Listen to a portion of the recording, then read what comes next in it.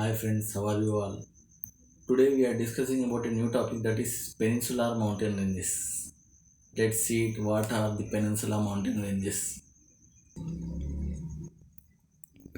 So friends, this is India's political map. In this we will discuss about the peninsular plateau mountain ranges. So peninsular plateau mountain ranges means nothing but the northern India is known as Central Highlands. Totally, this India is known as Peninsular Plateau.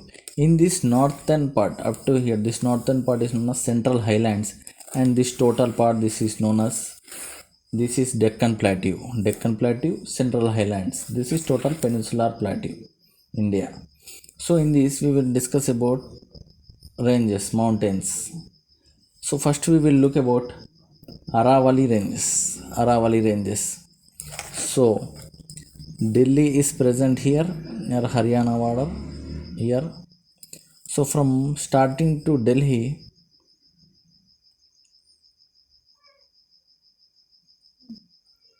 from Rajasthan to the Gujarat in Palanpur district.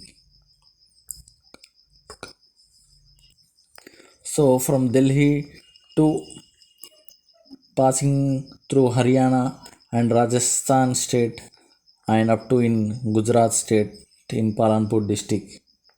These are Aravali ranges. Aravali ranges are the folded mountains in India and are also the oldest folded mountains in India. Oldest folded mountains in India. Highest peak in Aravali range is here near Mount Abu Mount Abu is present. Near Mount Abu is Guru Shikhar. Guru Shikhar is the highest peak in the Aravali range. So this Guru Shikhar length has 1722 meters above sea level. What? 1722 meters above sea level is the highest peak in Aravali ranges. Okay. So next looking to Satpura range. Satpura range also start from eastern Gujarat, from here to the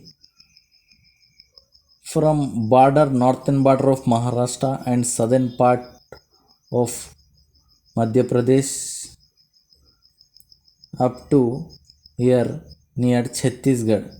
And in Chhattisgarh, here we meet another ranges that is known as Maikal Hills. Maikal Hills, and this Maikal Hills is also known as the eastern part of Satpura Hills. Eastern part of Satpura Hills.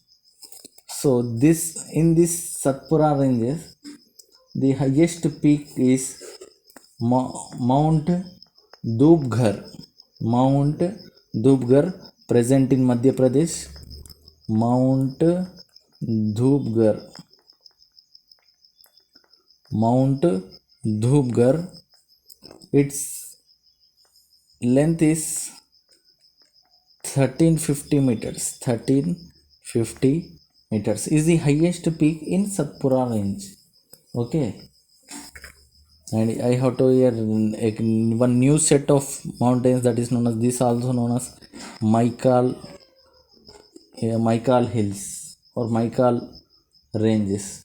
Is also known as eastern part of Satpura ranges. So next coming to Vindhya range. Vindhya range also start from Gujarat state. Okay, from here to the some part of border part of Rajasthan and from Madhya Pradesh and to the south of Uttar Pradesh and to the north of Bihar part and some of the north of Chhattisgarh part. Up to here Vindhya ranges are present. In these Vindhya ranges we will find highest peak is Kalimar peak. Kalimar peak, which is present here. Kalimar peak is the highest peak in Vindhya ranges. Its height is 752 meters only. 752 meters only. It is located in UP, in Damor district of Madhya Pradesh. Sorry, MP, Madhya Pradesh. It is located in Damor district of Kalimar peak is the highest peak. So friends, now coming to the west coast. Here we found Western Ghats. In west we have Western Ghats and in east coast we have Eastern Ghats. So Western Ghats start from here Gujarat to Maharashtra to Goa to Karnataka and to the Kerala. Okay friends. So these Western Ghats, we are called this Western Ghats.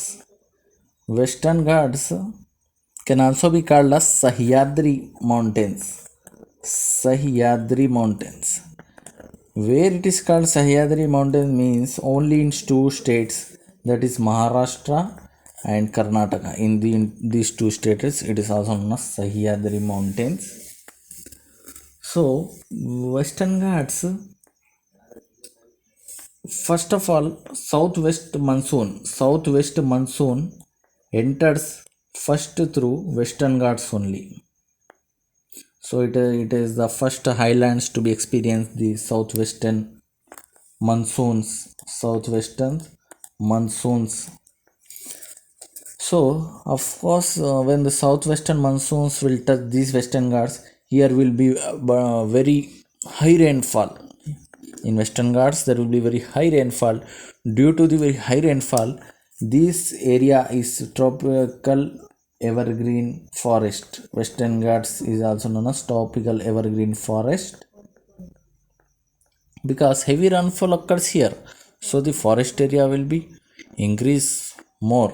So it has become tropical evergreen forest and it's run parallel to the Arabian Sea. This is Arabian Sea, this is Bay of Bengal. It's run parallel to the Arabian Sea. So from here the monsoons enter the India, so this area gets more rainfall. And it is also one of the world's biological hotspot. It is also known as. And in this Eastern Ghats, highest peak is Anaimudi, which is present in Kerala. Anaimudi Hills is the highest peak in Western Ghats, but not only in Western Ghats, in total peninsular India it is the highest peak, that is 2695 meters height. So this is the highest peak in Western Ghats and also in total peninsular India, Anaimudi Hill, present in Kerala. So this is about Western Ghats. Now coming to Eastern Ghats. Eastern Ghats start from here Orissa to here Andhra Pradesh, Rayalaseema and some parts of Karnataka and here Tamil Nadu. And up to here Eastern Ghats and Western Ghats are joined. This place is known as Nilgiris. We know that Nilgiri Mountains, where the Eastern Ghats and Western Ghats meets. It's an important point, that is Nilgiris, near the border of Tamil Nadu and Kerala. And this Anaimudi also located near the border of Tamil Nadu and Kerala. You should be noticed this point. And the highest peak in Eastern Ghats is present in Andhra Pradesh state, that is Armakonda, that is 1680 meters height. It is present in Araku Valley. We know that Araku Valley is a tourist place. In Araku Valley, we found Armakonda, which is 1680 meters height. It is the highest peak in the Eastern Ghats. So, we should notice one point here. Western Ghats height, the height of Western Ghats is progressively increase from north to south. In north, its height is less. When coming to the south, its height is increased rapidly from north. So next coming to Eastern Ghats height progressively increase from south to north. In south, it has less height. When it coming to the north, Andhra after Orissa, it becomes rapidly height increases. So, so we should notice that point that which are the discontinuous mountain ranges. The question will be asked. The answer will be Eastern Ghats, because when comparing to Western Ghats, Eastern Ghats are the discontinuous ranges because due to rivers flowing through Bay of Bengal. So look at here. In Orissa, Mahanadi River is there, no? Mahanadi River cut down the Eastern Ghats while flowing through the Bay of Bengal. Mahanadi River, this is Mahanadi River.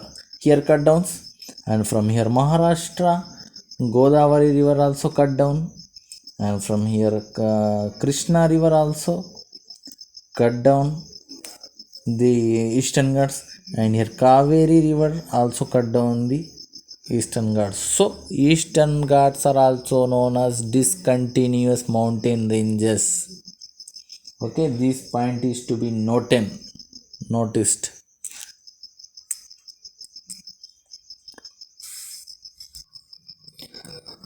So here is one diagram which shows you the Western Ghats, Eastern Ghats, Deccan Plateau, East Coast Plain, West Coast Plain from sea level. So here Arabian Sea, Bay of Bengal. Western Ghats are more high than Eastern Ghats. So most of the rivers flow through only Eastern Ghats because of maybe soil erosion, the sand must be beaten through here. But in Western Ghats, there is like a hill type, so rare rivers will be passed through Western Ghats, like Narmada and Tapati are the only two rivers that flow from the westward side. Most of the Godavari, Krishna, Tungabhadra, Kaveri, Mahanadi, these type of rivers flow through Eastern Ghats because of the slope landslides. Rivers are passing more through Eastern Ghats, so this area become landslides, easy to flow down. Western Ghat is on the upper side, somewhat high above the sea level, so here rivers can't flow because rivers can only flow when there is slope. So Western Ghats have not slope as compared to Eastern Ghats. So in this diagram, I was explaining you that why only rivers flow through Eastern Ghats and why not to Western Ghats. So this is the reason. So friends, if you like this video, please like, share, comment, subscribe. Tomorrow I will meet you with a new topic. Thank you.